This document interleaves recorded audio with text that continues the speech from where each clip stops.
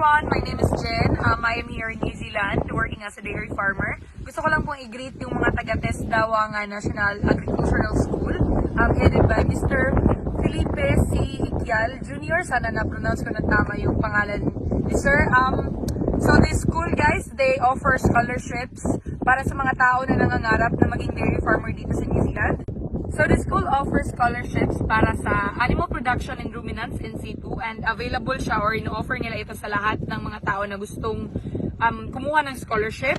Kung gusto niyo silang i-contact directly, pwede niyo silang i-message sa kanilang FB page, Test Dawangan National Agricultural School, or puntahan niyo po sila directly sa kanilang school na yung address is nasa Barangay Wangan, Kalinan, Davao City. So guys, don't miss this opportunity kasi para sa ating lahat na nangangarap na maging dairy farmer, isa po itong legit na or certified na training center.